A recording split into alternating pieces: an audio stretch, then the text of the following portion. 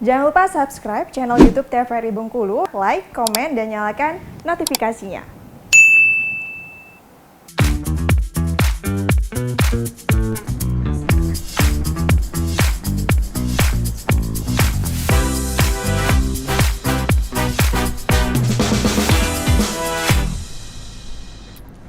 Balik lagi di Opini, obrolan pagi ini masih dengan tema yang sama, yaitu bergerak untuk pendidikan yang baik. Nah, Mbak Dahlia, sebenarnya seberapa penting sih peran guru ini dalam tujuan yang tadi ya, tujuan mencerdaskan kehidupan bangsa, tadi kan membentuk karakter siswa, taat kepada Tuhan Yang Maha Esa, serta berbudi luhur. Seberapa penting, Mbak Dahlia?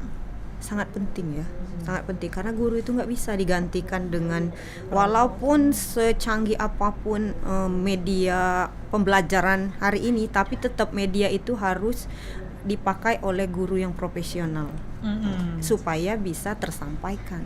Benar-benar. Iya, karena walaupun bisa searching dimanapun, sekarang bisa belajar dimanapun, kapanpun, dengan siapapun, tapi peran guru tidak bisa digantikan ya. Karena memang guru itu bisa memotivasi gitu ya, bisa memotivasi, bisa mengarahkan.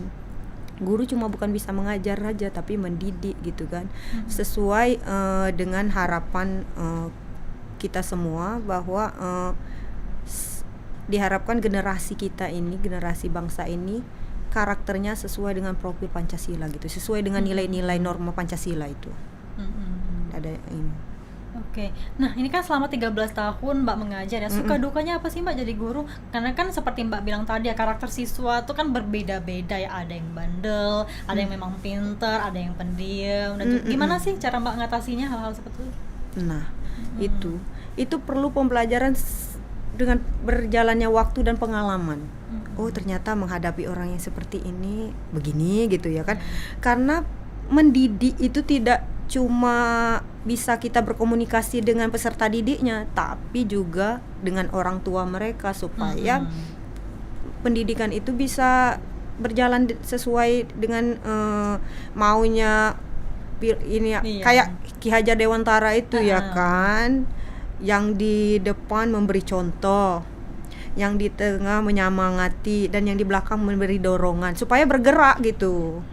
Apalagi kan ini masih anak-anak ya, tergolong SMP nih ya, emosinya masih labil ya. Oh, memang ditakdirkan seperti itu. Kalau dalam di psikologi ya, memang psikologi remaja memang seperti itu. Mereka baru pubertas kebanyakan ya.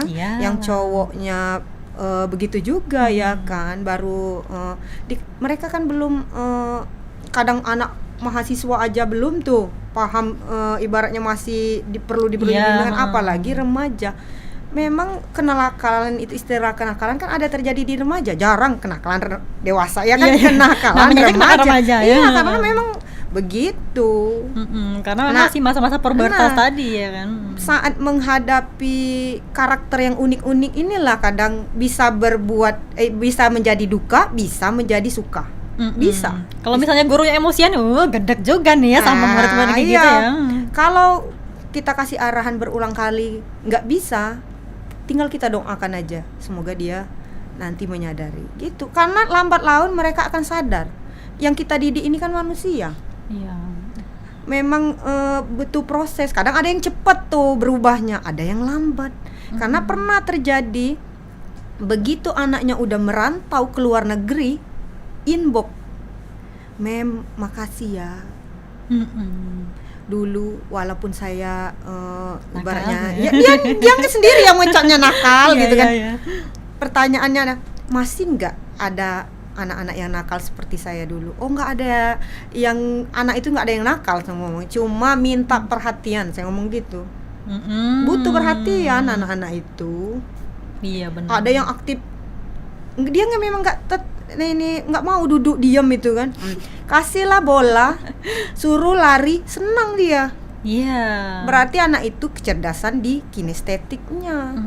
Aktif ya. Iya, ada yang ngomong terus, nanti kamu, kayak jadi Mbak Agnes nanti kalau kita kasih gitu aja arahan. Itu jadi motivasi loh. Saya merasakan sendiri dampaknya sangat besar. Anak tadi tuh jadinya dia mau memperbaiki diri. Oh, ternyata saya ini ada kelebihan. Sampai saya berusaha mengajar sekarang seperti itu ya, ibaratnya lebih ke bagaimana menghadapi anak-anak itu dengan melihat keberagaman mereka. Pernah ada satu anak yang saya kasih hadiah gara-gara gini, kelasnya begitu rapi terus nih, bunganya tumbuh subur. Saya ngomong, kelas yang sebelah nggak seperti ini. Kenapa kelas ini seperti ini ya? Bunganya segar-segar. Iya. Jadi ada yang anak yang ngomong, itu si A yang selalu menyiram tiap hari. Berarti si A, cuma si A. Saya ngomong, Selebihnya kadang enggak juga ya. Silakan si A maju ke depan dan kita beri tepuk tangan.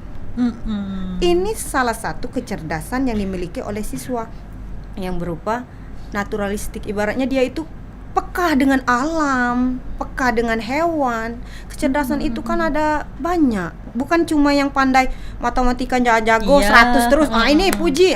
Tapi anak yang peduli lingkungan, peduli dengan teman, itu juga harus kita puji. Jadi nggak cuma satu aja yang ditonjolkan ya, tapi ada beberapa orang juga sebenarnya punya kemampuannya masing-masing. Saya selalu tekankan, kalian cerdas.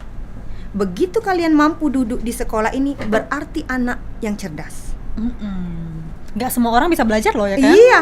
Cuma kadang kita ini nggak mampu menggali minat dan bakat siswa itu, nggak mampu. Memang belum, kita itu belum maksimal.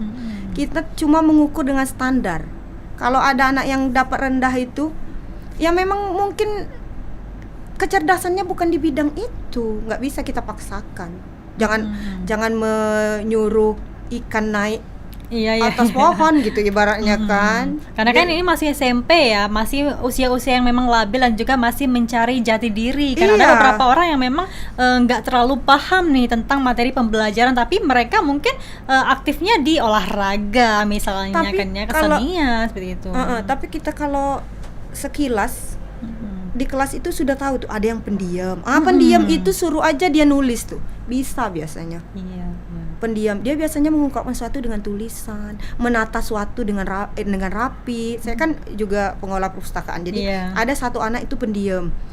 Begitu dia nulis di bukunya rapi betul, saya ajak tuh ke perpustakaan. Ternyata benar, memang dia menata buku. Saya aja susah yang lurus betul ibaratnya, rapi gitu. Anak itu ternyata bisa, nggak salah saya ngomong. Ada anak yang sangat aktif di kelas sampai dia ngomong, ini anak ini kelebihannya apa ya?